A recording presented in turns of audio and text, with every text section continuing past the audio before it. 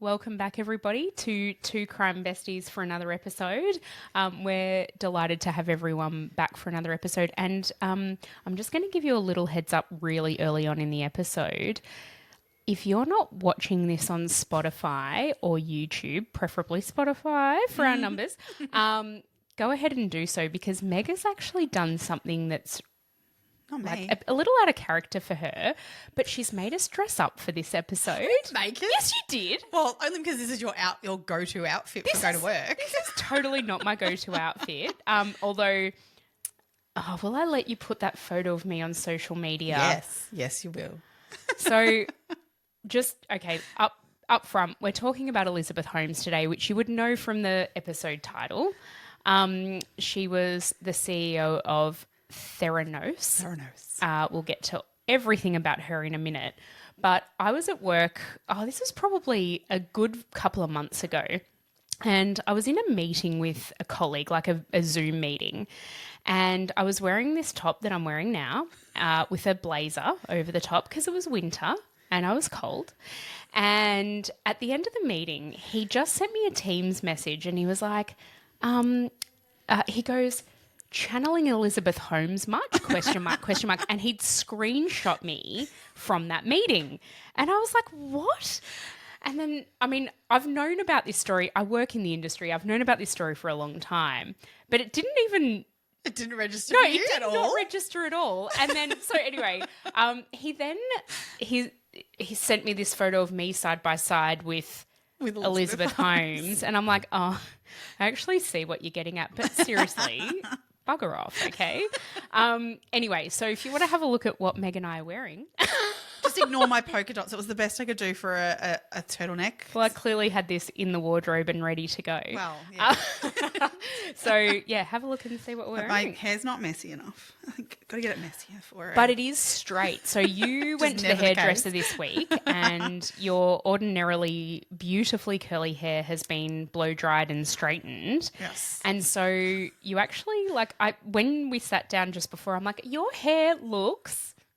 gorgeous. Oh, it looks. You're really channeling your inner. Elizabeth Holmes. Hang on, let me channel her a little bit more. Hang on, wait. We're really on the cutting edge of technology. That's not bad. I think I don't even know how to make my voice baritone. Like just loud is all you can do. Yeah, I can do loud. No worries. No, she's got to go deep and low. I don't know how. Anyway, we can talk about all this later. Anyway, how's your week been? Tell me everything. What's been going on? Well, school holidays. So I've been living life. Although I was at work all day today. So hey, me too. Yeah, so much for the you get all the school holidays. Well, sometimes we don't, but that's all good. I've been busy, but good busy, fun busy, I guess. Yeah, running around and doing all fun stuff. What about you? Well, this holiday gallivanting around, I tell you what. Yeah, well, we're back to reality after our holiday.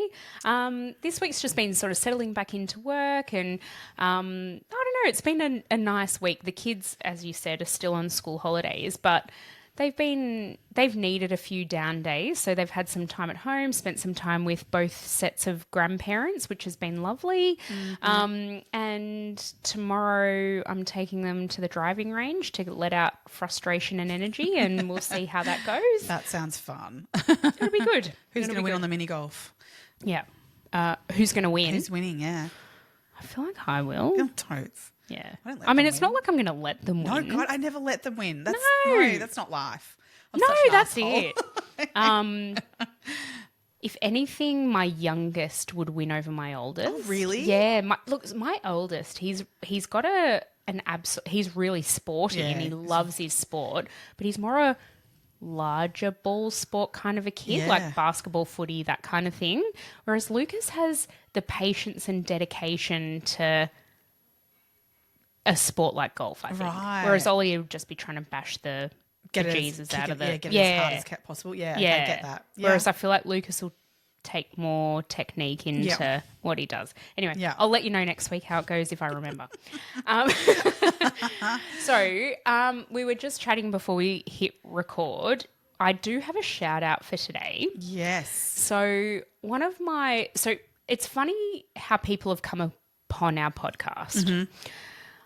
one of my work colleagues who works in our veterinary department, a tractor, she came across our podcast, I think, through our socials. Right. And the other day she came into my office and she was like, been listening to you, loving it. She loves our banter at the start of an episode because we're like talking about our kids and stuff, and her kids are in their like early 20s, and so she's sort of in that next stage of her life, and she's like, it makes me really remember about what things were like when my kids were really little. She's gorgeous, and she just had really lovely things to say, so thank you, Attractor. Oh, that's so sweet, because I'm sure there's people right now going, hurry up, get through this bit and get to the case. Like, which is, I mean, you can't please everyone. You can't please everyone. But I love it. This is good fun. Yeah, Attractor also has the most beautiful accent. I just love listening to her. Where's she from? Ireland. Oh, yeah. Yeah, she's a gorgeous person, but also listening to her talk, love it. Yeah. Attractor, you have a voice for a podcast. Oh, yeah. Love it. That's so good. The other thing I wanted to let everybody know about today, we've had a few people reach out to us and want to know how they can support us, whether there's something sort of that they can help us with financially. We do not expect that at all. We would love it if you are able to like and share our podcast, write comments, subscribe. That really, really helps us, especially if you listen through Spotify. That definitely helps us reach a lot more people, or through the Purple Apple podcasting app. That also helps us to gain more reach. But we have also set up this. Now, I came across this through another podcast that I listened to, but it's called Buy Me a Coffee. So our tag for this is it's at buymeacoffee.com/2crimebesties, all one word. Yeah. And you're able to donate to us if you want to, like a $5 coffee, or there's options for doing more or doing it monthly or whatever you want to do. And we have zero expectation that anyone is going to want to do this. We are doing this because we love it, and we're investing our time and money into doing it, and we're constantly upgrading our equipment and that kind of thing. So if that is something that you feel like you want to do, that option is there. We have, as I said, zero expectation that anyone will want to, and it's totally fine if you don't. But thank you to those who've reached out and asked us for this.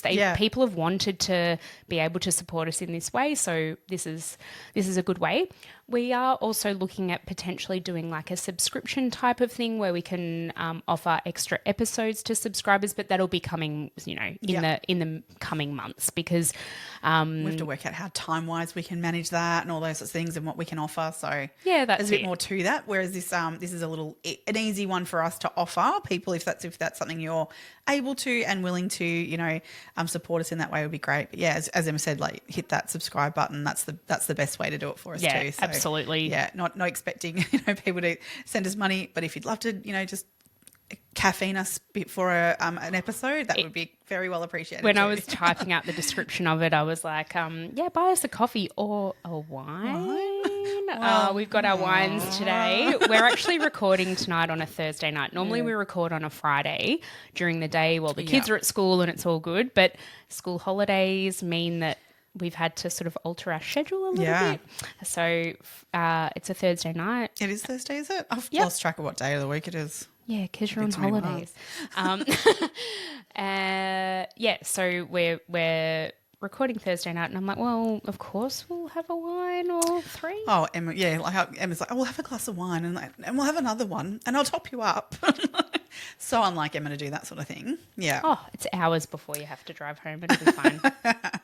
I love it. It's great. We're having fun. Oh, and then it'll make for a great podcast. So. Oh, hopefully. Let us know what you think. Do you like us when we're a bit free and easy? Or?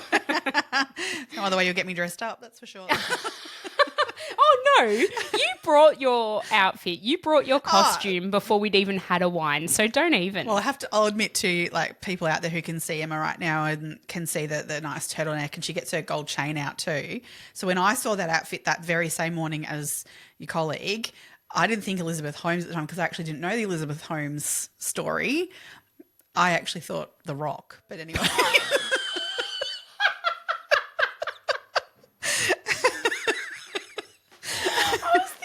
Maybe you'd think Steve jobs. Jesus, The Rock. There's a great image of him when he was, yeah.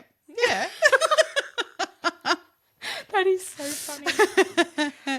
All right, should we get into today's case? Everyone's probably like, oh, for fuck's sake, would they just hurry up? Well, we have somewhat covered some of this case because I reckon her appearance is a fair bit of this case. Well, it is, and we'll definitely be referring to it as we go on. Yeah. All right, so let's get into it. Elizabeth Holmes. She founded and was the CEO of Theranos. Now, we're going to say... So when I read it, I'm like, it's Theranos. Yeah. But we're going to be saying Theranos because the name was derived from two words, therapy and diagnosis. So it's really not. Like, I don't know where she's pulled that from, to be honest. Well, that's what she says. I know that's what she says, but like, that's not how I would join those two words. No. But she did a lot of things that literally no one else would have done. Absolutely. So, let's just start with the name of her company, I suppose. Yeah. So she was born on the 3rd of Feb in 1984. So she's about a year and a half older than me. Mm-hmm. She was born in Washington, D.C. to parents Christian Rasmus Holmes the Fourth. He was a vice president of Enron, which is interesting in and of itself. If you don't know the Enron story, go and have a Google because that kind of one too. It is an interesting one. Yeah. And her mum was Noelle Holmes.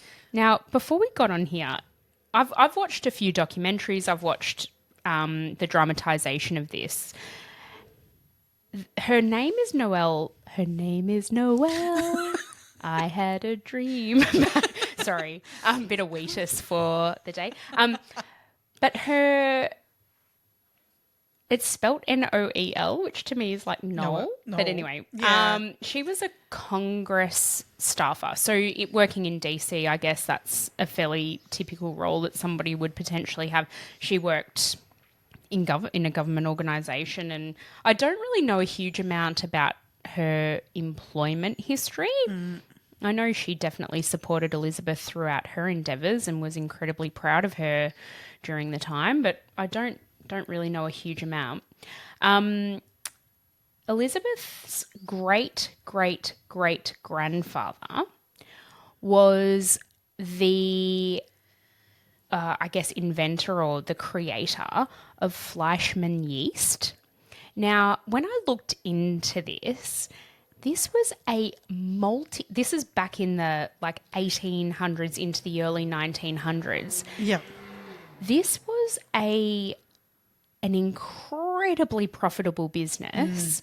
They owned multi-millions of dollars, which I believe in today's money would be into the billions of dollars. Yeah.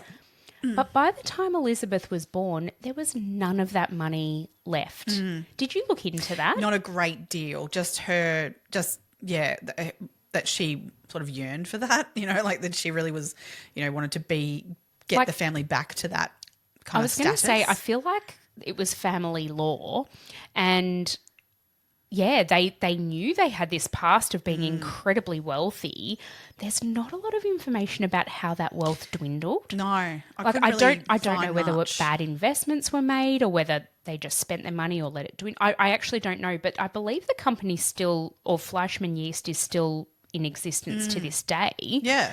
Yeah, it's an interesting one. Definitely. Yeah, no, I'm intrigued by it because I think she sort of that's what I found out about it more so was the fact that I remember a quote of hers is basically from a child that she wanted to be a billionaire, and that someone said to her, "Oh, you could be the president of the United States," and she said, "No, the president will want to marry me because I'll be a billionaire."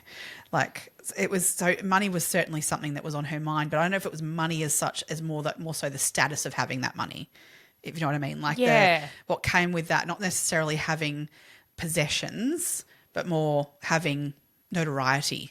It's interesting that you say that because I know that and this is again skipping very far ahead, I know her defense at the end of this when she went to trial, that was their story. Their story was that she never wanted the wealth, she never wanted that. I disagree with that slightly with some of the research Yeah. I've done, but again, we can get into that later. But Yeah.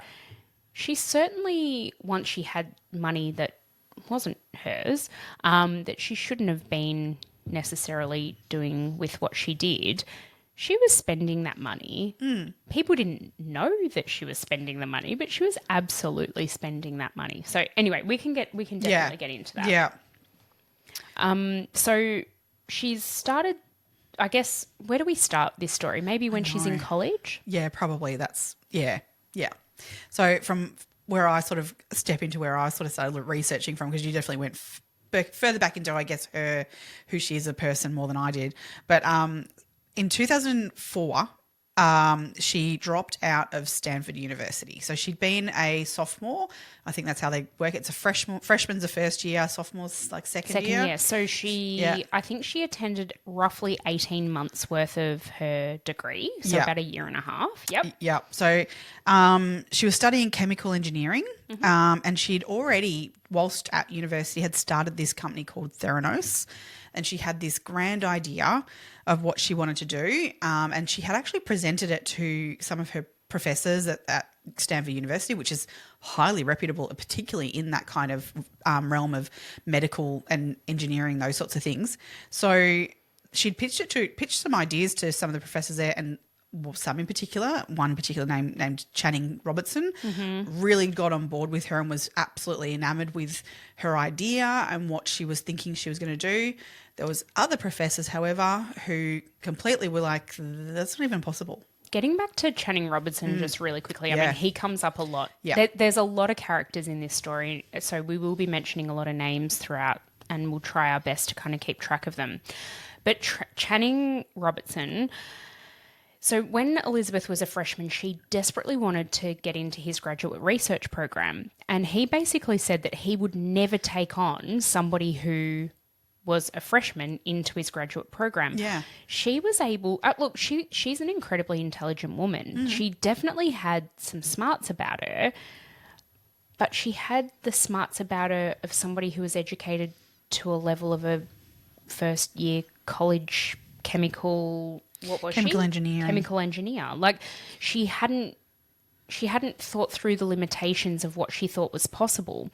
But he kind of was mesmerized by her. She proved herself in certain ways to him. She would, I believe she attended one of his lectures and was able to give some context around a problem or something that he'd presented to the class that nobody else in the graduate program was able to substantiate.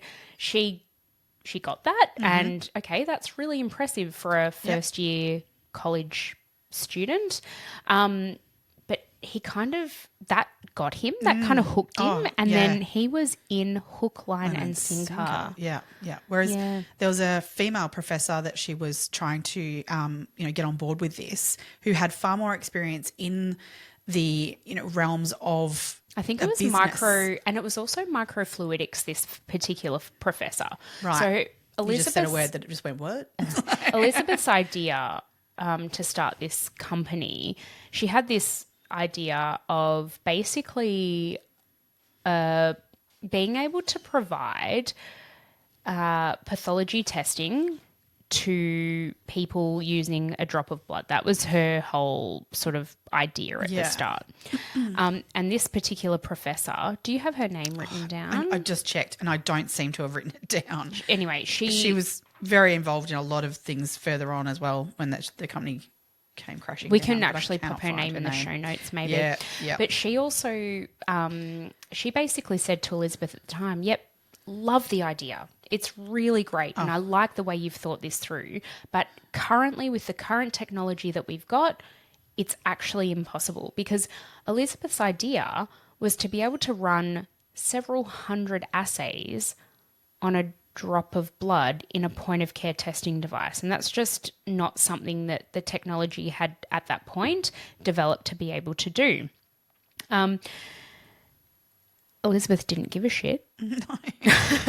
And she started pursuing so she was based at Stanford University, which is in Palo Alto in America. This is in the absolute heart of Silicon Valley.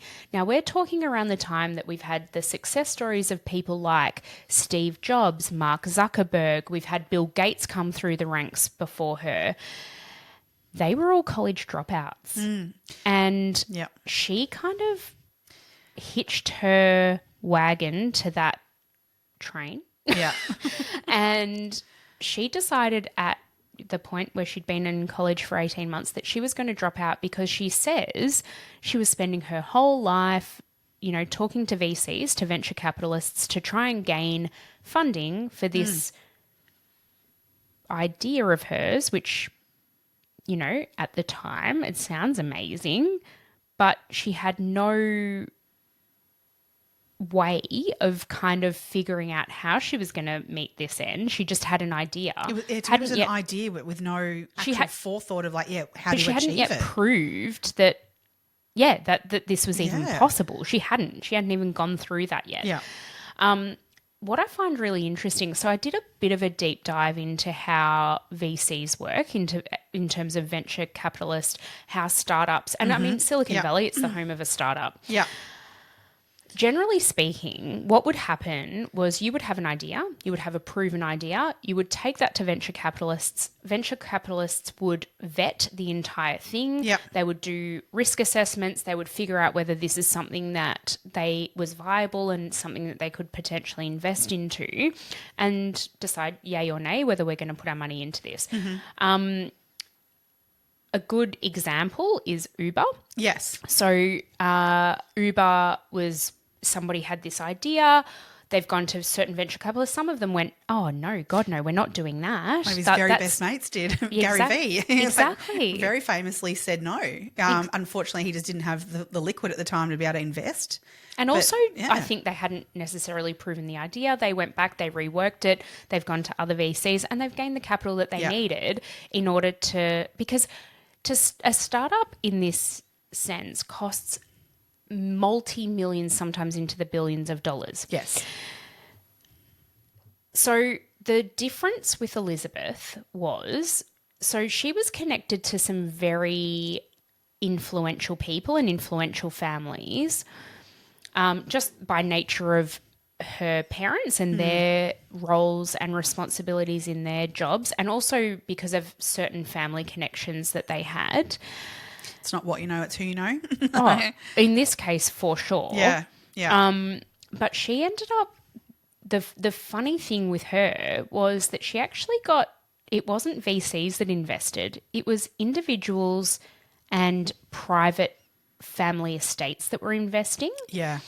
So in a typical VC venture, they would be looking at financial records, they would need proven data, but she kind of talked people into giving her like a lot of money.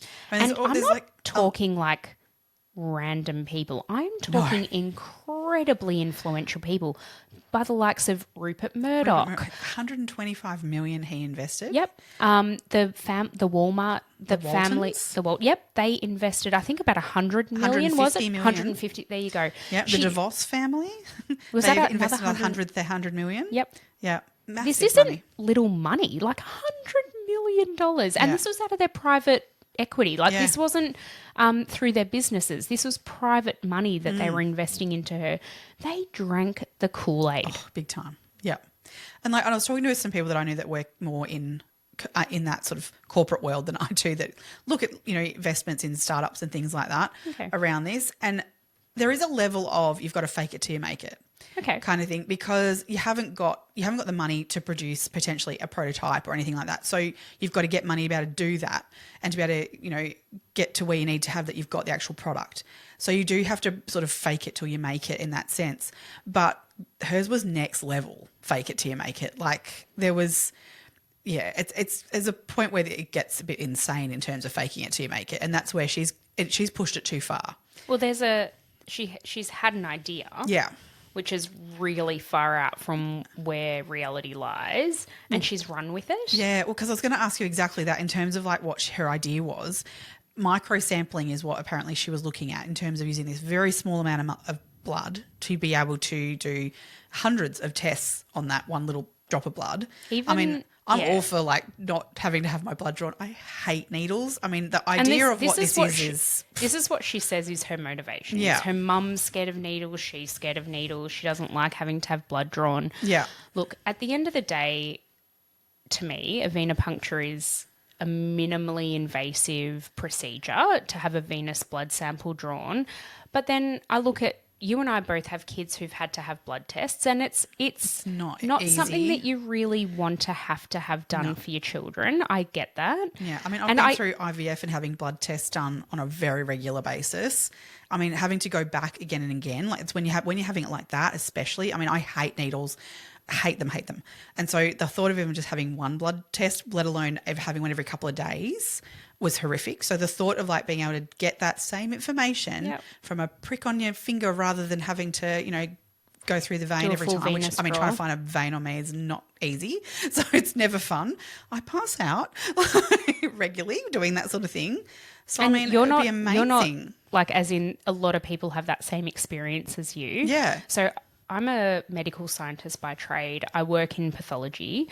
And so this is like this is why this case is just so interesting to me, because I kind of get it a little bit. And look, there are point of care testing devices that are in hospitals, even vet clinics, like for animals, there are point of care testing devices. And generally speaking, you would still need a venous or arterial draw depending on what you're looking at.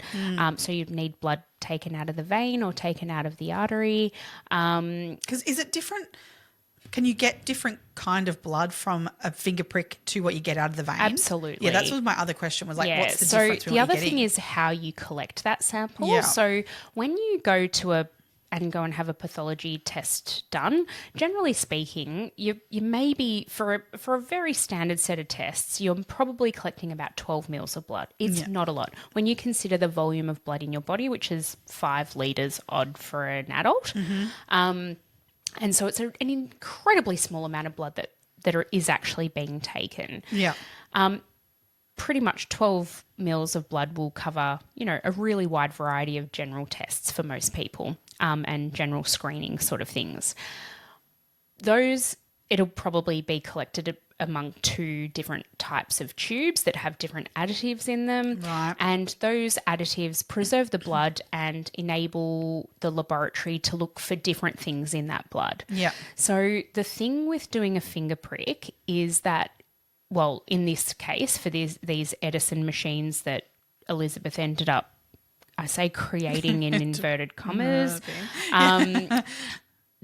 what they were doing was essentially putting the blood straight from the finger prick into a cartridge and inserting that cartridge into the Edison. Yeah. Now, that's not taking into account any anticoagulant that probably needs to be there. Yeah. We don't know that the sample... So when blood is a living tissue, and you can very easily damage that tissue by, like, even...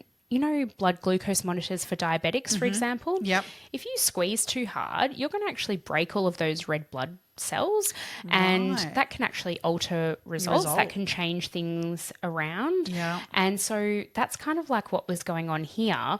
I mean, I could talk about this for hours and we still wouldn't even get to the bottom of it. But basically, let's just cut it out. The collection of the samples was an issue. Yep. The introduction of the sample to the cartridge was an issue. And then the actual tech behind it was an issue. So there are point of care testing devices, as I was saying, that can be in emergency departments and that kind of thing. Basically, those chemistries, you'll have a cartridge, you'll take a venous draw, you will insert, mostly speaking, there are certain ones that we can do by a finger prick. If you think about the little blood glucose monitors for diabetics, they're great. If you want an incredibly accurate result, you wouldn't be using that. To monitor over time, that's absolutely fine. Yeah. And you would know if you've got a really high reading or a really low reading. Yeah. But if you wanted a fully accurate result, you would go and have a blood test, a venous draw at a laboratory to be 100% sure. That goes for any point of care testing. If, say, for example, you get a result that might like the patient is potentially presenting with a certain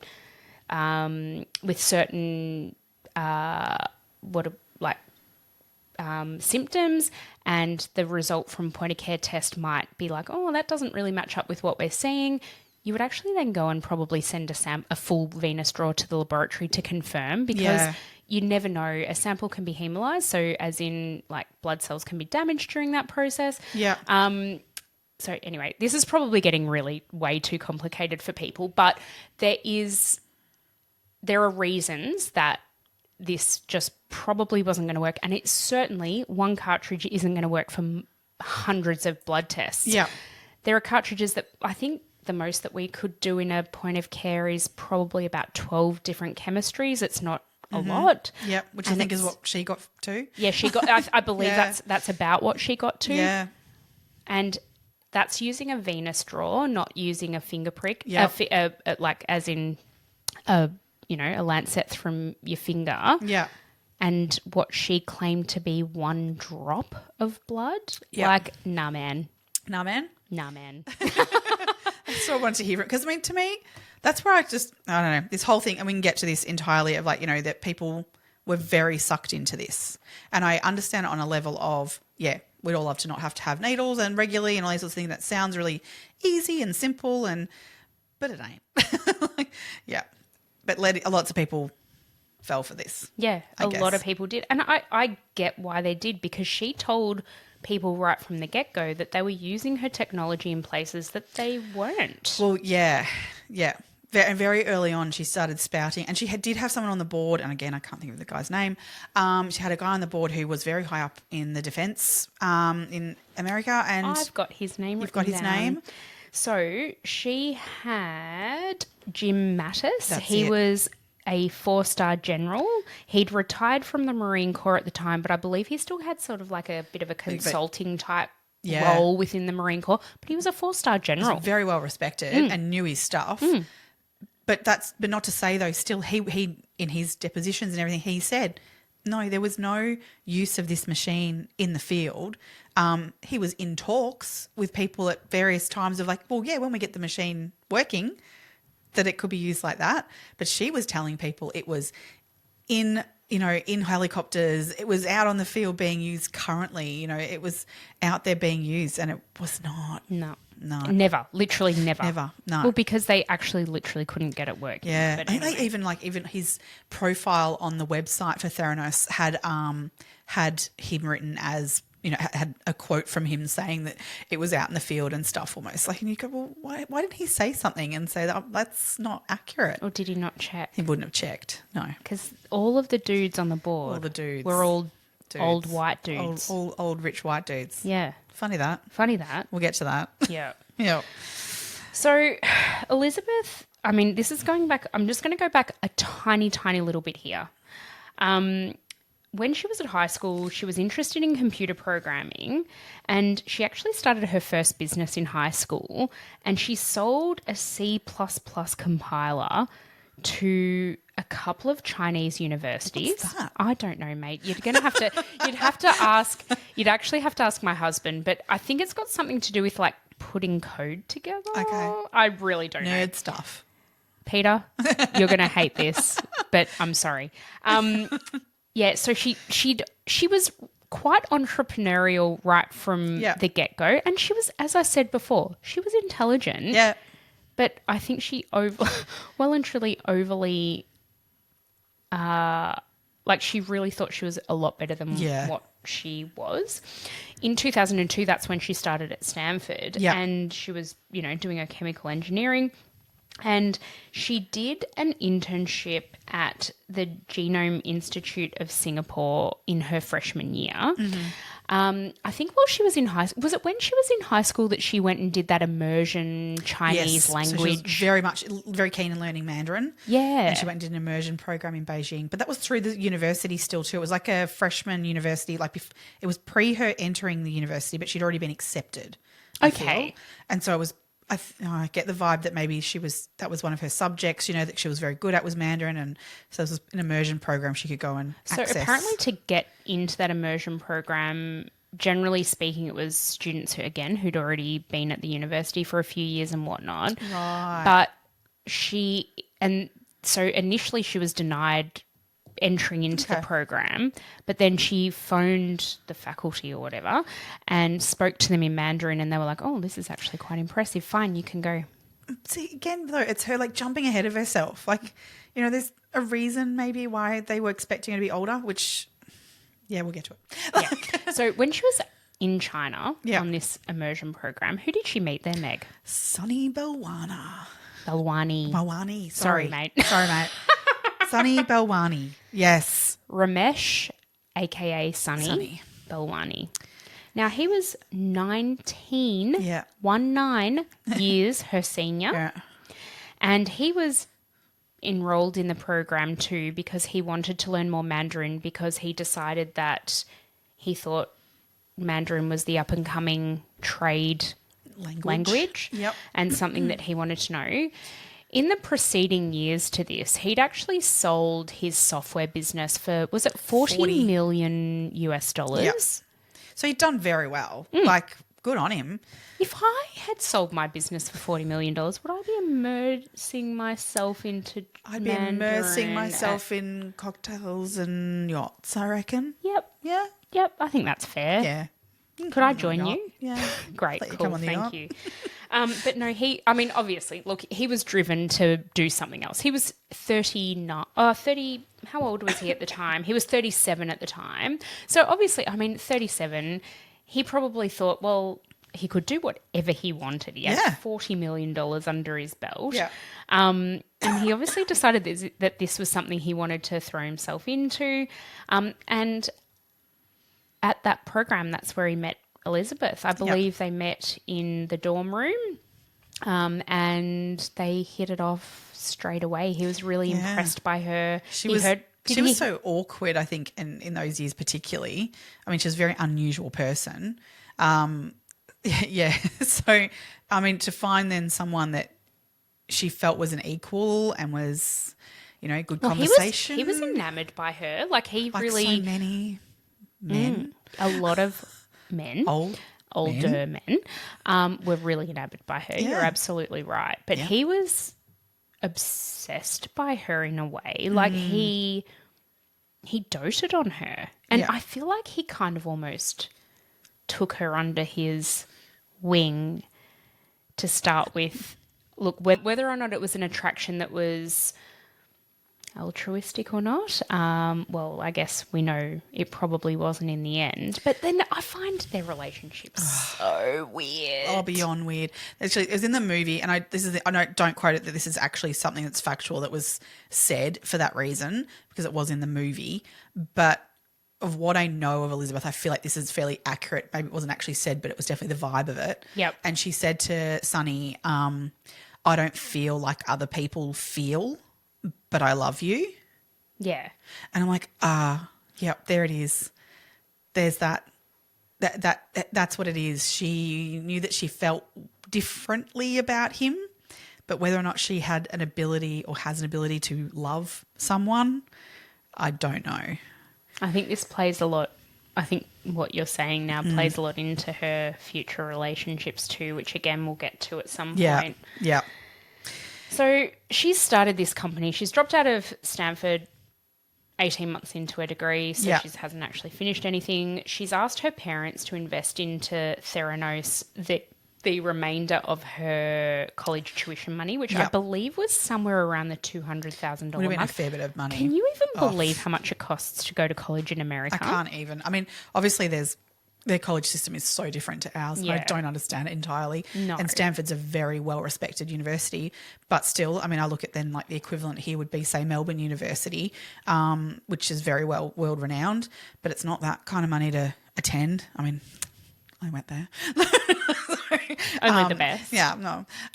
So I don't get it. But, yeah, I mean, the tuition is just insane. Insane. Yeah. And, I mean, we've got subsidies in Australia for this kind of stuff, and I don't believe they've got that in the US. No, I don't think they've got anything equivalent to like our HEX sort of system that we have here, do they? Yeah, I don't know. Help, I think it is now. But Yeah. yeah.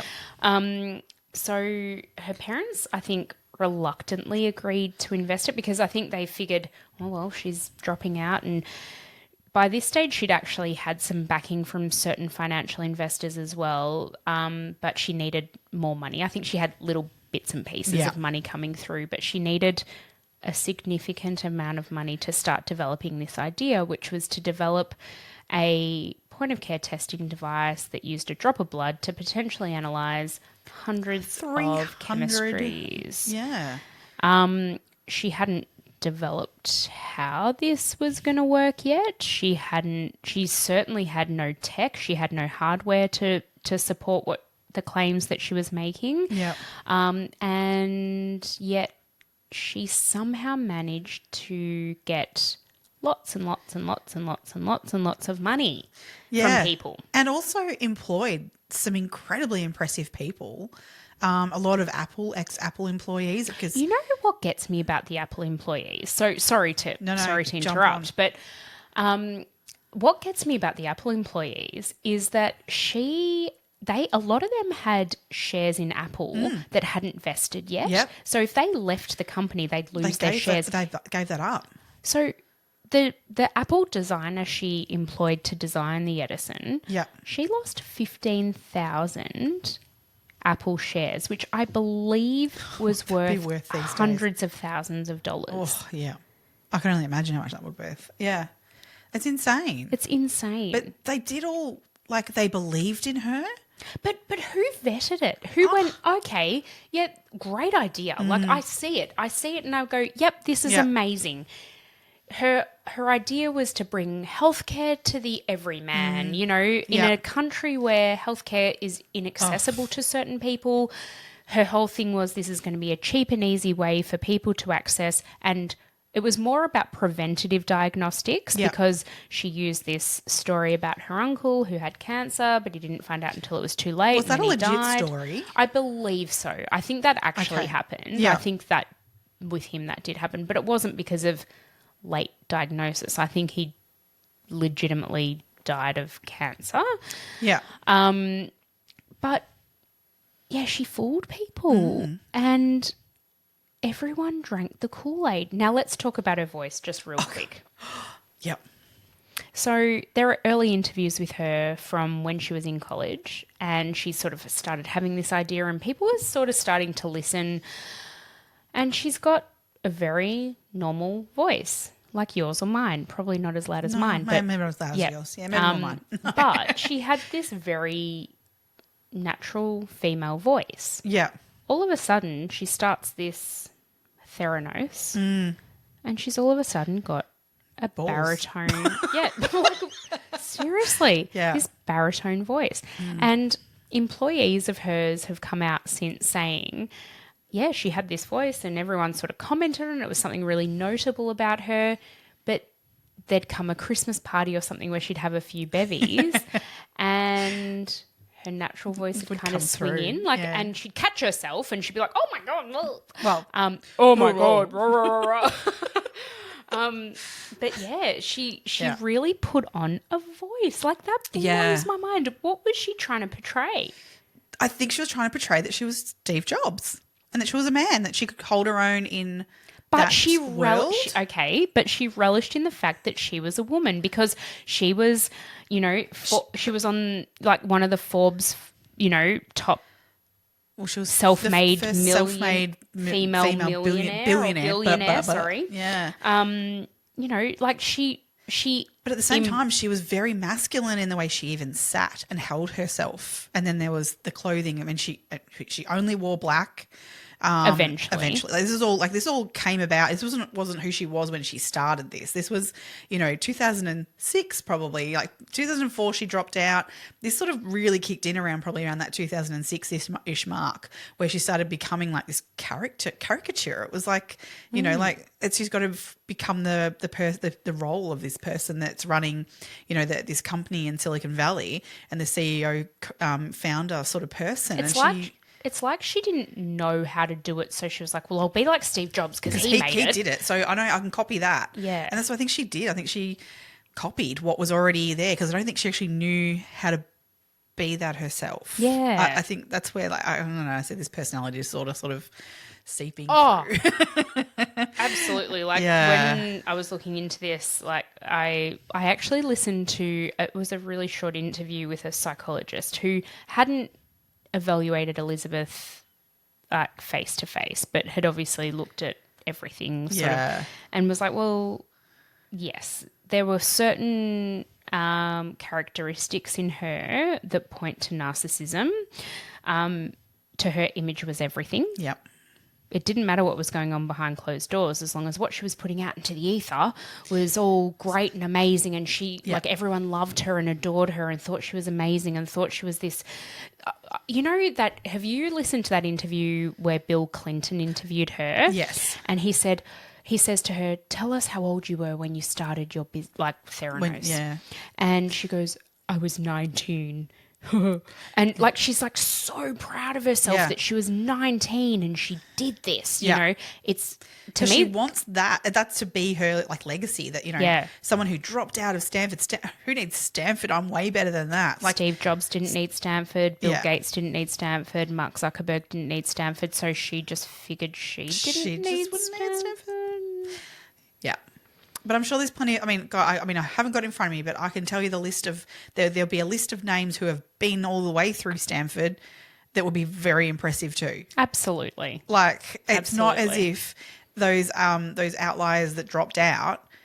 But that's what they are. They're outliers. Yeah. Because generally speaking, in order to succeed in a field like this, she should have actually probably undertaken a medical degree, specialised in pathology, looked into chemical engineering, microfluidics, whatever she sort of was what path she was going down, and then maybe she would have had the knowledge to go, oh, maybe this won't work. Maybe I need to rethink it and have an idea. Or but maybe she could have cracked something else along the way. Totally. I find it really ironic that she called the machine the Edison for this exact reason, because Thomas Edison is so well known for having like thousands of patents that didn't work. He actually was quoted as saying, I have not failed. I've found 10,000 ways that it doesn't work. That's Edison. He is. And so then she goes and calls her machine that, which it's failed way more than 10,000 times. Absolutely. I mean, the way they talk about it, they would try and run an assay more than that. Like, they would try, not change anything because they wouldn't. They'd just try until they maybe got one that worked or one that kind of got there. And then they would hide all the data that didn't show They were positives. cherry picking what worked and what didn't. Yeah. And they'd be like, oh, look, we got a vitamin D result that was akin to that of a lab test. Yeah. But then you wouldn't see the other 10 or 100 that actually failed. Yeah. So in terms of her narcissism image, she thought everyone was conspiring against her and would bring litigation upon those who would actually speak the paranoid, truth. In terms of her security around her and everything like that. That she had the lawyer that she brought on board. I mean, he's represented Harvey Weinstein. That's gross. Oh God, the fact just that disgusting. A woman. I mean, I guess back in the day, that would have been after. No, I think it was before. No, he would have already done that. Yeah, right. Yeah. So Boys was his surname. I can't remember his first name. Yeah. But he was an interesting character in himself. But he was the one who sort of advised her of, you need to be protecting everything. And she used that to her advantage as well to hide that things weren't working, because she would basically tell anyone who wanted to know more, oh, we can't share that with you because that would be sharing our trade secrets. It's proprietary information. And then, like, the fact that she portrays this low voice and this baritone, that also plays into the narcissism aspect, because she's putting across something that's not actually her, not actually true. Yeah. Oh, it blows my mind. It does blow my mind what she actually thought that would do for her. And why? Like, what? Exactly. What was that going to achieve for you in this grand scheme of things? Like, I really don't get it. No. At the height of Theranos, it was valued at over $9 billion on paper. Yeah. On paper. Yeah. But still, I mean, that's a legitimate valuation at the time. Absolutely. And her herself was worth $4.5 billion on paper. Yeah. Did you read about how at some point, like when the company was kind of starting to, things were starting to be revealed and things were going down, people were losing their jobs and whatnot. She decided that at that time that she'd pay herself an extra $200,000 a year. Oh, I didn't. Because she needed to fund her private jet. Oh, I didn't even know she had a private jet. Well, I don't know that she owned a private jet, but she certainly used a private jet service. Is that so her and Sonny could rendezvous without anybody knowing? Oh, that's yuck. I hope not. Yuck. Because that was the other thing with their relationship. So he came on board into the company officially in 2009. So he came in as, well, because things were starting to get questioned already in 2009. So much so the board were going to oust her as CEO. Yep. Keep her on, obviously, because they were all still wanting to push on with this. But they were basically going, nah, you're not capable of this. You're too young. You can't do it. So the way she got around that was saying, you know, like, no, I understand that. I hear what you're saying. So what I've done is I've gone and reached out to my mentor, Sunny Balwani, and he's going to invest. Who I'm sleeping with, but no one knew that. But no one knows. Shh. I've reached out to him, and he's said that he'll come on as COO and also invest $20 million. Now, just quick. Just dangle the carrot. Just real quick. He had no medical training. No medical background. He had no pathology experience, no laboratory experience, and yet he's coming as the COO. Interesting. Yeah, and overseeing the labs. Yep, overseeing. That was his role. That was his role. Just real quick, the board members at the time, Henry Kissinger, he was probably the most famous former US Secretary of State. Yep. We've already spoken about Jim Mattis, who was the 4-star general, retired from the Marine Corps. George Shultz, who was another former US Secretary of State. He also during Nixon. Yeah, during the Nixon exactly. Interesting in and of itself. We should do an episode about Nixon, actually. I just literally thought the same thing. I'm like, let's do that one. Yeah. He actually lived on campus at Stanford at the time in residence at the time. We'll also get into certain family members of his that are involved in this story very soon. There was Richard Kovacevic, who was the CEO of Wells Fargo. William Perry, who was another former US Secretary of Defense. And they also had William Foege, I think his name is pronounced. Yes. It's Foege, and he was actually a former director of the CDC. Yes. So the Centers for Disease Control in the US. So he had a much more complex knowledge in terms of, I guess, process in terms of medical things, and yet he also never questioned. Yeah, he was probably the closest to having any medical knowledge. Yeah. Whereas the rest of them, you would say, they don't really know what's going on here. But also didn't really question any. Like Elizabeth, it's like Elizabeth would just say to them, no, this is what's going on. And they'd be like, oh, okay, cool. Let's keep going with that then. They were enamored with her. It's like they'd never seen a beautiful female also be intelligent. Is that what it is? I don't know. I don't know what it is. Is that what it is? Because what else was going on with these blokes who were just like blindly? I mean, I think there's a certain, like, she obviously had an incredible amount of self-confidence, and so does that attract people? Does that attract white old men? Narcissism, a lot of like what the basis of narcissism is really is a lack of confidence. So ultimately... But that is true. Yeah. At the end of the day, it was all a facade. Absolutely a facade. But they bought it's so like they would have done anything for her. But she also told them whatever they wanted to hear. It's not like she was board meetings would go like for hours and hours and hours, and she would just talk. About what though? I know. Like, I mean, I think it was might have been Henry Kissinger I saw interviewed around, and he was saying about the board meetings that he's like, this should be a human rights violation making us sit through this. And it was her just talking and talking and talking.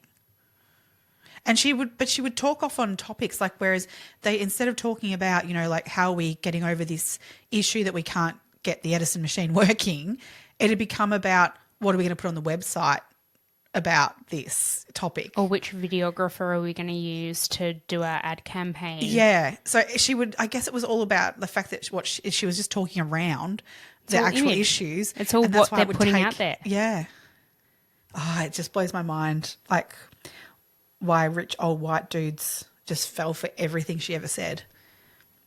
And they did, because I was going to say something horrible then. But she what? Yeah, that's totally uncool. Oh, because there was another clip of her where she ended up lobbying the Arizona, I don't know what you call it, like government. She wanted to change the law so that people could request their own tests for blood tests, things, rather than waiting for a doctor referral prescription to have these tests, which I'd love to hear your perspective on that and whether or not it's actually, I have some concerns because as a layperson, I wouldn't know what I can go and, test my, vitamin C levels, but I wouldn't know what I was looking at when I got it back, You wouldn't be testing your vitamin C levels, but anyway, go on. See, again, I don't know what I'm asking for. So, but I don't know how to interpret them, and I don't know what I would be asking for, like kind of thing. So I don't. And then what do you do with the information if you don't have a medical knowledge? I fully agree with that. There are companies around the world where you can jump online and they will allow you to order tests through legitimate pathology laboratories, and you can then get the results through those third parties essentially. Generally speaking, they will have a medical practitioner attached to them to view those results. But at the end of the day, as a layperson, you're still getting your results with not a huge amount of context and not a huge amount of advice around them. I don't think the other it's side right. of it, I sort of look at is like, because you can just Google, oh my God, my vitamin D level's low. What do I do? Okay, vitamin D is probably a little more innocuous. Well, can be, but cannot be honestly, too. There's so much nuance in this. But that's the thing, it's the individual, because, knowing like what my result will be on something compared to someone else's, what might be concerning for you might not be concerning for me, like kind of stuff. And there's still it can interpretation. Be contextual. Absolutely. There's also interpretation within reference ranges as well. So you might get something and you're like, oh yeah, that's within the reference range and it's all green and you know these pretty graphs that these companies produce. And you can be like, oh, okay, everything's cool. But you might be slowly declining over time or slowly increasing over time. It still might be within the reference range. But without expert interpretation of those results, you don't actually know what's actually going on or what might be happening. Yeah. So at some point, Elizabeth and Sunny have decided that they're going to engage with a company to basically get their machines out there. Now, at this point in time, their tech didn't work. They needed more capital. They were bleeding money. Like they were literally I think each cartridge was costing them something like $250. So I think around this time, the company was actually bleeding between $1 and $2 million a week. Yep. And they had 15 million in the bank. So basically they were months away from being bankrupt. Okay. And that was when they were like, we need to find more investors. Yep. Yeah. So they went to a few major companies within the US. So they've looked at Walgreens, which is a pharmacy kind of chain, CVS, which is another. So I believe Walgreens and CVS are the two major pharmacy chains within the US. And then they also went to Safeway, which is like a supermarket chain in the US. And they've basically pitted those three companies against one another to try and buy. I think prior to that, they'd actually approached places like Pfizer and other like more medical places who had just gone, nah. They went to most of the major pharmaceutical companies to be like, we invest in us, this is amazing. And they all sort of vetted it and went, oh no, we do not want a bar of this. This is nowhere near the point where we would start investing in this technology. So that's where she's pivoted and gone retail. Yep. So she's then promoting, I get that, but she's then promoting this wellness model as well. So she's like, this is where her uncle's experience comes into it, and she's obviously using that for her gain, but she's basically saying, well, imagine if we could. I've actually written down one of her quotes about this, but it's like she wants to. It's not the Yoda quote, is it? Sorry? Not a quote about Yoda. No, it's not. Why would you think it's a quote about Yoda? Oh my God, yeah, she had it written all over her wall in her office, her Yoda quote that she absolutely loved. What was that? I didn't even know about that. Do or do not. There is no try. Yoda. Oh, I didn't even know that. What a weirdo. Oh, yeah. She loved a bit of Star Wars. We don't know anyone else who likes Star Wars. Nah, thankfully. Nah. No, her. Oh, he'll love that his name's made it into this episode. She. Now I've lost my train of thought because now all I'm thinking about is bloody Star Wars, which I've never seen. Don't judge me. What? I've never seen it. How have you not ever seen it when your husband is like obsessed? I'm just not that into it. You've got a full life-size R2-D2 that wanders around your house. And you've never seen it. Mm-mm. We're changing this. Well, Peter's tried. I've been with him for more than half of my life. I get this. That floors me that he's never got you to watch it. I'm just not I interested. thought he'd be asking you to watch it for all sorts of No, man. No.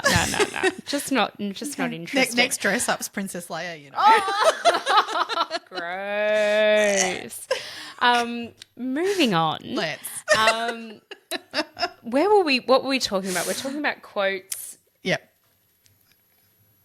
Sorry. I've completely lost my train of thought now, and my hair's looking very Elizabeth Holmes. Yeah. So anyway, she's basically trying to put these wellness centers into. Well, so what ended up? So in the end, she had CVS at the end of the day. CVS, Safeway, and Walgreens vying against one another. Even though, to be fair, I don't think any of them really were that into it. But then when they want someone else, that's right, they didn't want someone else getting into it. Yeah. And Walgreens actually hired a really prominent scientist, medical scientist. He was an ex-laboratory manager for Quest, which is one of the bigger, or in fact, I think they are the biggest pathology company in the US. And he came out to their site in Palo Alto, and he was like, right, need to see your laboratory. And they were like, oh, that'd be breaching secrecy. That's actually, yeah. And he's like, well, happy to sign an NDA, a non-disclosure agreement. They love those. They got everyone. Those. Anyone who entered their bloody premises had to sign one of those. Employees, and they were like, until we've got a signed contract, you can't see it. And they then brought to the attention of Walgreens, they're like, well, we actually can't let him in our laboratory because he used to work for Quest, so he's probably going to give them our proprietary information, even though he had nothing to do with Quest. He was a consultant. He'd well and truly moved on from that. Yeah. He never got to see the laboratory and evaluate it. He never got to see the instrument and evaluate it.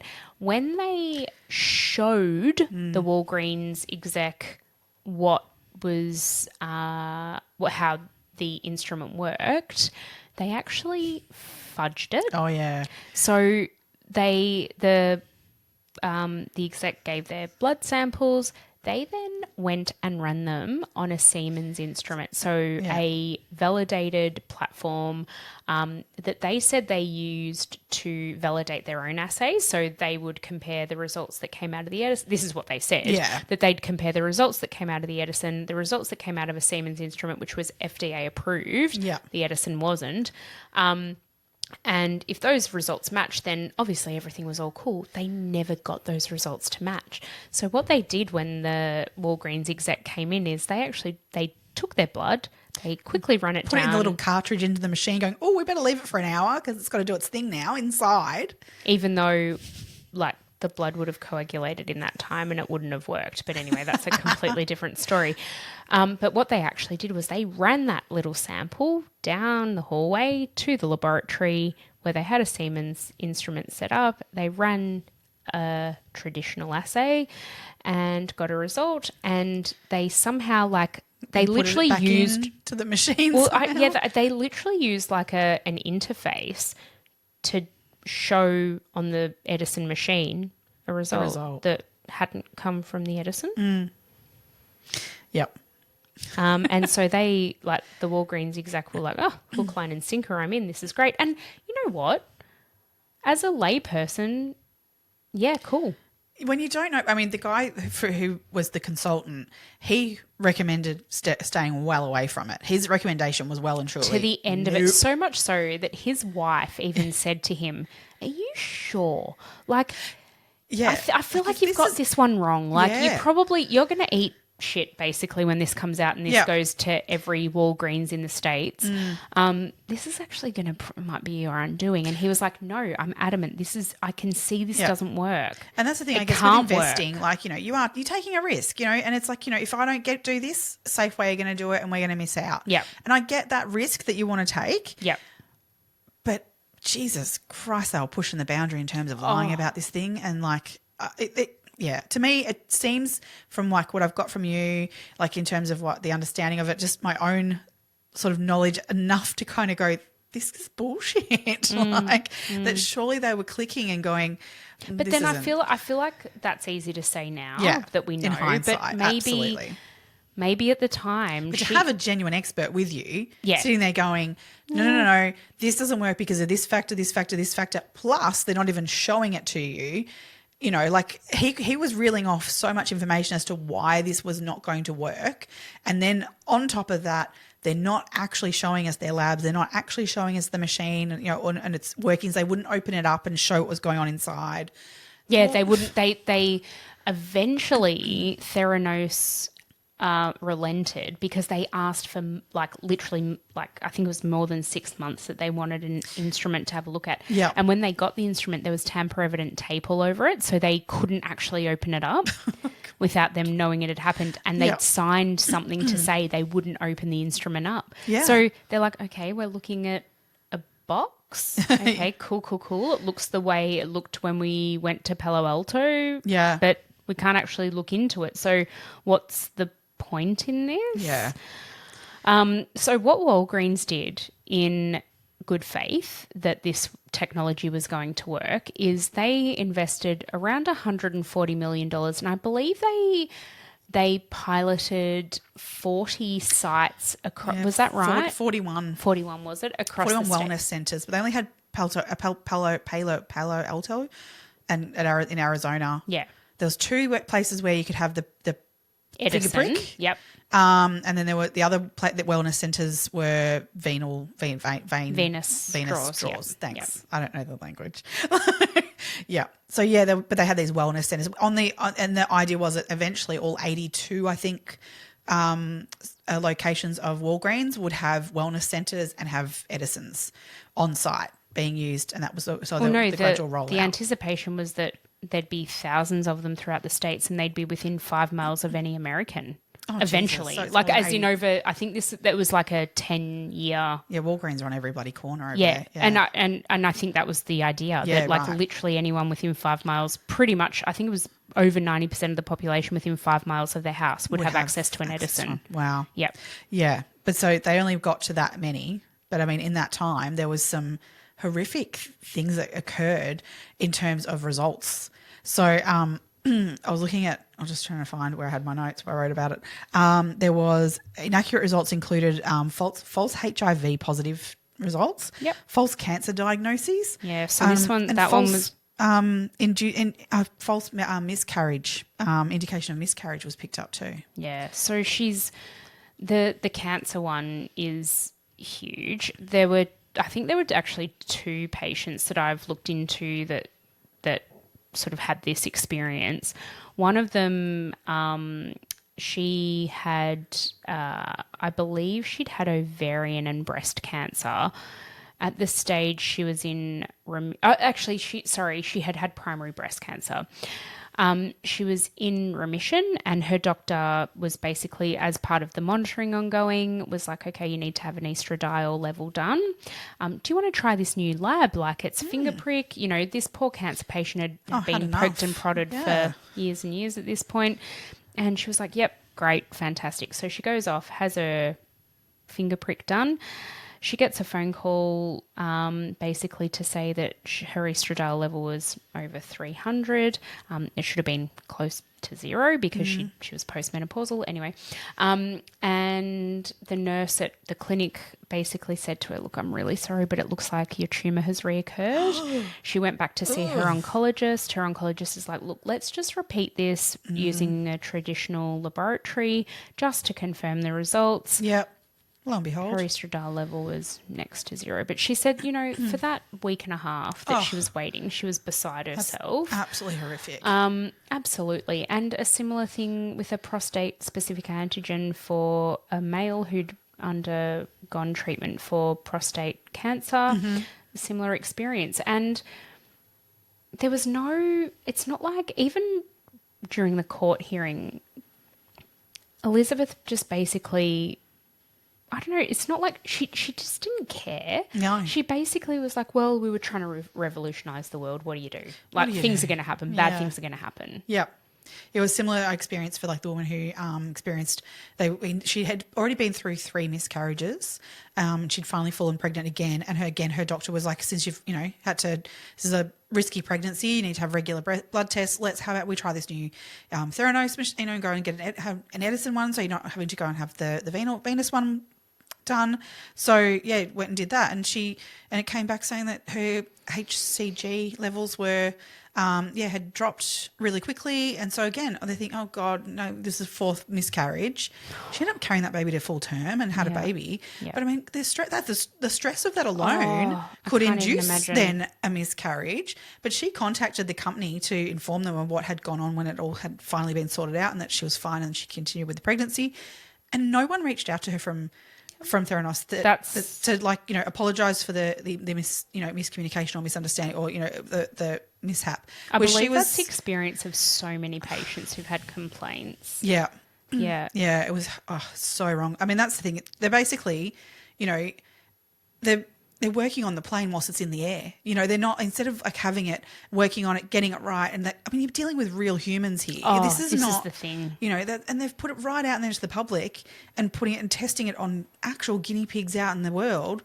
It's so wrong. According to the whistleblowers in this case, a lot of the assays were out by thousands of percentage points. It wasn't like 10%, which even that, I mean, in terms of pathology testing, you want things to be tight and, well controlled, and to know that what you're putting out is legitimate and you're giving patients and their doctors the right information to then inform treatment. Yeah. This was thousands of percentage points out on a regular basis. Yeah. Yeah. They were doing quality controls that they would then just they'd hide the evidence of it. Yeah. And it's disgusting practice. And the fact, look, okay, working in pathology, okay, I've got a different lens potentially, but Elizabeth had never worked in a path lab before. She'd never worked and known how important this stuff is to get. I mean, as a human, you would know this is really important to get right, but just how tight these controls need to be. She had no lived experience with that. Her hubris got her. She just thought she was better than all of that. But this is the thing. It was like she put out there that she was altruistic, but ultimately she wasn't. No. At all. Yeah. Yep. So by 2016, basically there was Walgreens were like, this is not on, and they shut down all of their Walgreens stores and started pulling out all the wellness centres. And so that was that for the wellness centres and for Theranos, for the machines themselves to be out in the world being used on humans. Yeah. But in the background of all of that was the Wall Street Journal article that was being written that was brought out. Was also another article by, what was his name? John Carreyrou. So he was of the Wall Street Journal. Yeah, he was the Wall Street Journal. So he his article that eventually came out with the whistleblowers who came to him, which we can get into now.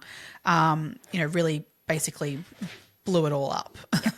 So this was sort of, in 2016, John had a number of people had heard on the grapevine that things weren't great at Theranos and that something was going on. And he was trying to get people to speak up, but they were terrified because she was so paranoid. She had anyone who had raised concerns with her, she immediately fired them. And I mean, we should also speak about that in terms of Sunny Balwani as well. He was well known within the company for being a bully. Didn't they call him the enforcer? The enforcer, yeah, that's right. Yeah, he was awful. Like anyone that would approach him and say, "Hey, this isn't sounding right. I think we might need to relook at this," he would just go nuts. If he didn't fire them, they were relegated somewhere else. Should we touch on the poor bloke who? Yeah. Ian? I think that comes a little bit after this. It's right. worth talking about though. Yeah. So there were 3 main whistleblowers within the organ. Well, okay. So there were 2 to start with, and then a third came later after the incident that you were just alluding to then. Yeah. So the first was Tyler Schultz. Now, he was the grandson of George Schultz, who we've mentioned previously as a board member. He was the former US Secretary of State. He was the one who lived on campus at Stanford. He invested as well in Theranos, and he thought the sun shone out of her. He saw her as a daughter, basically. She was at their house pretty much every weekend for brunch. Yeah. He was again enamored with her. Yeah, absolutely. Really. And so George had asked, well, my grandson's just on a biochemical engineering degree. He's looking for a role, and at this point Tyler was like enamored with Elizabeth as well, because he'd heard everything his grandfather had said, and he apparently met her this day. I think his grandfather invited him to the conversation and said, come and meet Elizabeth, and he apparently was so like taken with her and how she would talk about what she was doing that he was like, I want to be involved. And he's like, and he asked her, can I do an internship? Like, do you take interns in? Yeah, I'll do unpaid anything. He work. wasn't like looking to come in at, exec level or anything like that. He was like, I just want to be part of this. It sounds fascinating. And with what background he had. Yeah. So he was brought in as like an intern basically and working in the lab. So very low level. Yeah. I think it was like a lab assistant or a lab tech, something like that. Yeah. And at that time he actually met a woman who was an incredibly intelligent woman, and she is like, I rate this woman very, very highly. Her name is Erica Chung. She was, I think she graduated like top of her class. She did a similar degree. She did a double degree, I think, actually in linguistics. I think she was quoted saying, I saw that it looked really difficult doing chemistry and biochemical engineering, so I thought I'd have a go at that. Yeah. She's so intelligent and cool. She's really cool.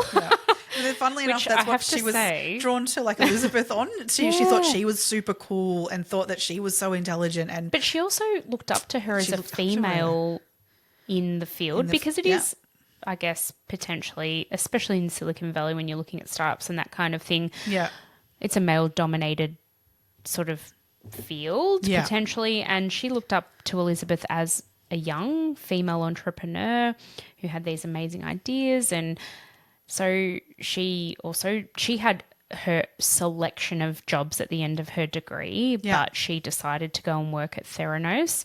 That's where she met Tyler, and I think they were there for a couple of years, was it? Or about a bit over that long. Yeah. No, I think Erica was there 8 months. I think it wasn't even 12 months. No, it wasn't. Actually, it wasn't long. It didn't take them long to work out this was not what they thought it was. No, and they were being asked to do things that ethically they were not comfortable in doing. Yeah. And when they raised concerns that eventually got to Sunny, they were absolutely reprimanded. Yeah. Yeah. Well, they were basically like, stay in your lane, do your job, don't question what we're doing. Yeah. Yep. Blah, blah, blah. Yeah. Well, Tyler as well, because he had that personal relationship with Elizabeth, and she was in his home, his grandparents' home and things like that. He had a conversation with her personally and like to try and suss out, well, do you even know what's going on, that this is not working? And he put it to her of a few things, and he worked out that, she knew 100%. Of course she knew. And so that was when he was done. Like, it was like I think he was on the fence in terms of like, look, if this is all happening beyond her and that she didn't understand this, that maybe him bringing it to her would be like, change will happen.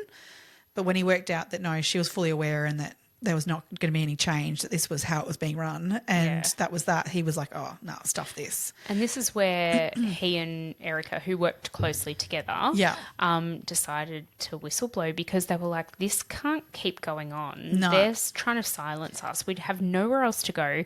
Tyler did go to his grandfather and tell him about it, and he basically shut him down. Yeah. So this is brave as anything.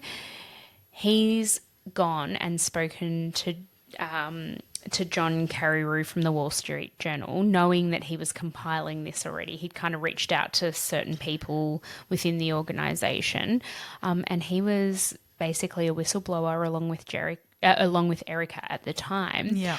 And the first article that came out from John Carreyrou was... It was a bomb. It was a big bomb, yeah. And the next day, Elizabeth came out. This is one of her very famous quotes that I'm sure if you Google her, the next day she was interviewed on one of the morning talk shows, I think it was. Yeah. And she said, this is what happens. First they say you're crazy, then they fight you, then you change the world. Sorry. First they say you're crazy. And she's like always nodding and like really trying to get people on board and people to like emulate her behavior. And there's no truth in any of what she's saying, and she knows that at the core. Yes. Anyway, as time went on, the articles came out more and more, and it was pretty bloody evident to everyone by the end of this, to most people. Yeah. Not to everyone, no. to most people. Yeah. That this was an absolute farce and everyone had been taken for a ride. And investors had lost their, I think in the end, their investment takings was somewhere in the $5.8 billion mark. Jesus Christ. Yeah, that's insane. Mm-hmm. Wow. Yep. God. Yeah. Yeah. And they had literally nothing to show for it. Oh, God. Yeah. So, yeah, in 2016, I'm just checking what I've got here. Sorry, 2015, even when the Wall Street Journal article came out. Yeah. She sort of basically again tried to pivot. Rather than like shut it all down, she still stuck to her word and going, no, like that's all wrong. It's all false. She kept, really digging her own grave a bit. And like she made comments at this time that really did come back to bite her in the ass because she really sort of dug down and was like, no, like my machines are in helicopters out in the field, and like she really went into it. And Which was never true, by the way. And kept saying about this, this few drops of blood and things like this are going to be able to what I can test on, and we can test up to 300 tests. Analytes, So the actual quote that she came out with as well was that she called the journal's reporting factually and scientifically erroneous. Just like her tech. Yeah. So, but anyway, the next day she halted all blood collection vials for all the herpes tests due to pressures from the FDA, because that was the only test they actually had FDA approval for. FDA approval for. I can just imagine them all in that office yelling out, we've got herpes. So excited, they actually got one out of the 300 they want to do, and they got herpes. Well, she actually promised to her investors that she would get over 1,000 analytes working off a drop of blood. Yeah, yeah. That was her big picture promise, and they could barely get one. Mm-hmm. Yeah, bloody hell. I think it was a week later after the journal article. In Laguna Beach, was when she we know what we're doing and we're very proud of it, was what she stated. So she was doubling down. But amid the criticism of Theranos, they actually did a massive shake-up of the board, and they eliminated Henry Kissinger and George Shultz as directors. They moved them to a new board of counsellors, and the company also formed a separate medical board. So I guess it was kind of like trying to show that they were doing something to make changes to improve what they were doing. Yep. But it wasn't changing the fact that this tech didn't work. Yeah. Like, ultimately. Can we just really quickly get back to the laboratory director? Yes. What was his name? I'm just looking it up. Yeah, Sorry. just to get it right. But anyway, he we'll talk about him. I'll get his name in a second. He basically knew that this wasn't going well. Yeah. At the start of his relationship with Theranos, he actually had quite a significant relationship with Elizabeth, and as time went on, that really became distant, and he never even got to see her. They basically left him in his laboratory, basically like forced him to stay down, you know, in the depths of the building, and work on the assays. And he had less and less contact with Elizabeth over time. And he ended up basically, I don't know, it got to the point where he said to Sonny, this isn't working. Like, we've got to look at something else. We've got to do this X, Y, Z. And Sonny's like, just get it working, blah, blah, blah. Well, he started telling them too that, there's people coming in the building. You are not to be seen because we don't want anyone coming and seeing that we're doing this. What we're doing in here isn't working. And so it became very obvious that to him that the execs were basically hiding what was happening. Because they knew it wasn't right. They knew it wasn't right, and they were hiding it. His name was Ian Gibbons. So when all this came out and investigations started happening around Theranos and what was actually going on, he was the chief scientist and laboratory director of Theranos, and he received a subpoena to basically testify as to just the truth. But in himself, he knew that the truth would go against Elizabeth, and he obviously still held some kind of respect for her. He also he really didn't want to lose his job. He was older. He'd survived cancer already and had some severe medical issues. So he was really concerned that he needed to work and earn money, as we all do. But if he went against if he basically went and did the right thing morally that he wanted to do and speak up and be honest, he would have lost his job. And that would have just destroyed him because he was passionate about what he was doing too. He was determined. He was someone that obviously he always said, we're going to get this. We're 10 years away. We're not 6 months away like Elizabeth keeps wanting us to be, but we're 10 years off. But I want to work this out and I'm going to get it. He was determined, but he sounded like an absolutely brilliant and beautiful, gentle man. Absolutely tragic though. Yeah, so the night before he was due to be deposed, he took an overdose of paracetamol along with a huge amount of alcohol. She'd been increasing his alcohol intake building up to this. He'd been drinking a lot more than usual. According to his wife. She found him. He ended up going to hospital, and I think 5 or 6. Oh, actually, sorry. It was 9 days later. He passed away. Elizabeth and Sonny were informed of his passing, and according to his wife, did nothing. They never rang. They never sent flowers. Nobody from Theranos, aside from his friends, attended the funeral. He was really well respected amongst his team, and I believe they all supported the family and did all the right things, but no one from the executive team at Theranos, and certainly not for Elizabeth or Sonny, even HR I don't think did anything. No. They basically sent an email to his wife the day after she informed them that he'd passed, saying that she needed to return any Theranos confidential information. Otherwise, they would sue her. Well, I know. Well, she went and delivered it to them. They didn't even come to the house and collect it for her in that scenario. When I heard all of that, I was like, that is utterly disgusting. Yeah. I would have just told them to shove it as far as you can. You can go and get. No way. Yep. So when I was thinking about this case, and I'm like, we've never done a case where, so far, we've never really done a case that's not based around murder and death and that kind of thing. But I'm like, when you look at Ian, absolutely, sure. Elizabeth has blood on her hands. Well, she does, absolutely. And she could have had a whole lot more on her hands if she'd let these devices be used on even more people, to be honest. But, I mean, these results could have, these inaccurate results could have resulted in many people. And I guess we don't necessarily know, out of the 40 odd sites that were using these devices, like how many people did get inaccurate results were then enacted upon that we don't, okay, maybe there weren't,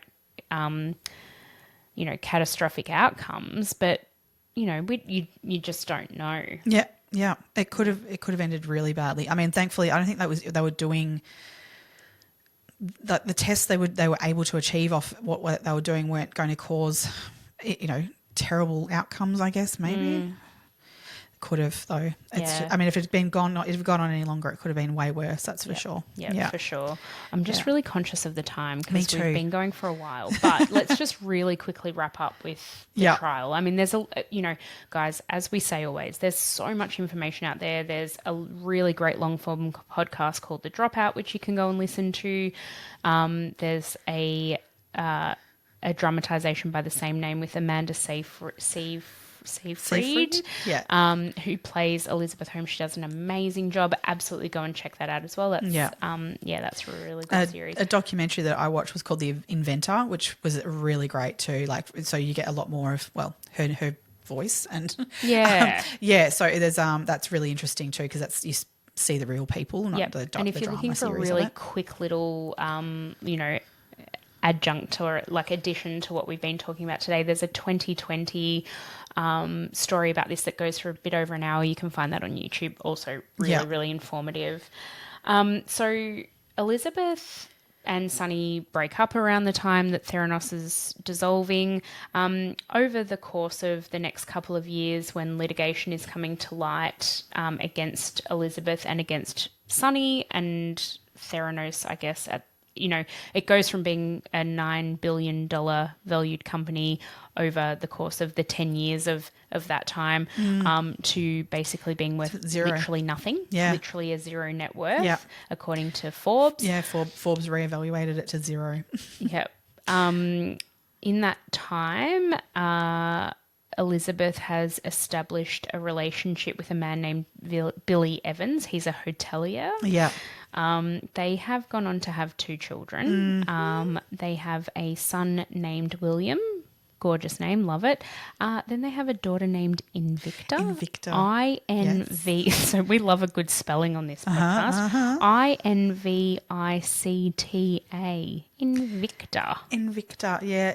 Let me find it because there's a meaning behind Invicta. Oh, is there? Of course there is. Let me just see if now, I can find just while you're finding that, I'm just going to mention the timing of her 2 pregnancies because I don't believe anything Elizabeth does is not calculated.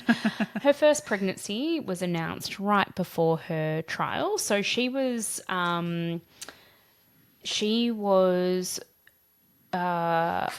convicted in the end of 4 counts of defrauding investors. So her first pregnancy was announced just before she went to trial. Her second pregnancy was announced just before sentencing after she was convicted. So that's very interesting timing. Yeah. At her, have you got the... Oh, yes. So her second child, a girl named Invicta, which is Latin for invincible or unconquered. Yeah. Those poor kids. Those poor kids. Absolutely. Elizabeth being convicted, she was eventually sentenced to 11 and a quarter years, or I think it was like 137 months or something like that. 135 months. I actually looked her up on because you're actually going, there's a website you can go to. I saw that. So she's due to come out. It was July 2032 is her release date currently, but apparently that can keep getting chipped away at with good behaviour and all sorts of things. Yeah. She was really originally sentenced to 11 and a quarter years, 11 years, 3 months. That by the time even the sentencing came about, that had actually been reduced by almost 2 years to 9 years and 9.5 years or something because of good behaviour. Now, what I found interesting was she was sentenced to prison in a federal prison, and there is no opportunity in the States for parole in a federal prison. Right. So she won't get parole. She'll get out when she gets out, and that's it. But there is no opportunity there's no parole. No. So what about when, so she comes out? Can she own a company? Can she be a CEO? No, she's got a 10-year exclusion period. Right. That was part of her sentence. Even that doesn't seem enough. It doesn't. It really doesn't. No. Because like somebody like her who thinks she thinks she's amazing and she thinks she's got all these amazing ideas. I wonder whether she's just going to, I don't know, within 10 years try again or go through different avenues and try again. Well, she's such an interesting character. I mean, so Billy, her new partner, he's how many years younger than her? Like 10 years younger than her? Just under 10, I think, I'm fascinated by that, in that she's gone from Sunny, who was nearly 20 years older than her. She's like doing life backwards or something. I don't know. And now her new partner's 10 years younger than her. And she's, her demeanour's very different around him. I mean, I guess walking into the courtroom and stuff, she's like holding both of his, like holding her hands with his hand with both of her hands. And she's very sort of making herself really little. Yeah. And she's got her mum holding her and everyone's embracing her. It's like... It's a show. Absolutely, it's a show. Yeah. She has actively and knowingly deceived people in terms of money, healthcare. Yeah. Like, she deserves every month of the sentence she got. Yeah. Her defense, though, this is interesting. Yeah. Her defense basically was that she was under the coercive control of Sunny Balwani. Yes. And that she had no choice but to act the way she did because it was all Sunny's fault. He went to trial separately to her. Because that was all to separate the two of them in terms of the trials. Like, I don't know how much of her defence in terms of her actual trial was used. I think it was. But it was. It was, but it was also more so the beginning of this was to separate the two trials. Yeah. And that was, again, it was all tactical basically mean that her trial went first. She could bag him endlessly, and like he's then got to have his trial after the fact, still to go out like follow it all, which is horrific. But I mean, look, I don't think he's certainly got a role to play here. That's for damn sure. For sure. I don't think he's innocent by any means. No. But I don't think she's in any way innocent. I find it interesting that his sentence was greater than hers. Yes. So I believe the sentencing, the judge could have given them both a maximum of like 20. 14. Well, I think given precedent, right, it was around 14 years. Okay. Elizabeth got the 11 and a quarter, and Sunny actually 13. got 12 years and 11 months. Yeah. So he's not actually due for release until the 1st of April in 2034. Yeah, right. Yeah. Okay. So he's got a fair whack of time in there. Well, they've only both just really started their sentences, haven't they? Yeah, well, I mean, it's particularly with her holding off. She basically gave birth, I think, in the April. Yep. And then surrendered herself in the May of 2023. They've only just started to see their sentences, get started on it. So her little kids won't even know her by the time she comes out. I'm guessing they'll behind glass, basically, they'll see her, but that's no way. I mean, the trauma that will inflict on them, the ongoing effect of all this will be untold for many years, I think. Absolutely. But I'm sure it won't be the last we hear from her, I wouldn't think. I don't think so. No. Watch this space, I guess. We say that a lot, but it is true. Like, so much more can potentially come out. I think we'll leave it there. There is a lot to this story that we haven't been able to cover in this episode, and this is one of our longer episodes. So there is plenty more if you want to have a look. We'll put some links in our show notes, but please leave us comments about what you think. We're really keen to hear people's take on this because there are certainly people to this day who still support Elizabeth and think she's done all the right things and she was an innovator and she was taking risks and that's what we need to make progress. I don't see it that way, and I'm guessing you don't either? Nope. Okay. So look, just wrapping it up really, really quickly, thank you to everybody for joining. We really appreciate everybody listening, and we look forward to seeing you again next week. For sure. No more Elizabeth Holmes get up next week. No promises. You love this outfit. You're going to bring the voice in too? You know it. That sounds more rock, I reckon. All right. Stay curious, crime besties. See everyone. Bye.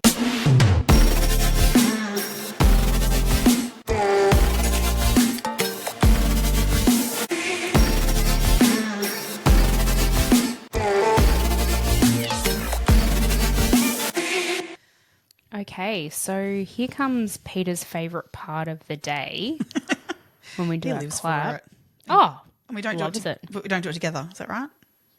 We do one separately. Correct. You go first. No, you go. No, you go. Oh, God. Oh, Emma. I got caught up. Shit clap. That was a real shit clap. Can't get anything right tonight. Oh, God. All right. Are we ready? I think so. Okay. Who's going to start? Oh, you do it. Okay. Go for it, Elizabeth.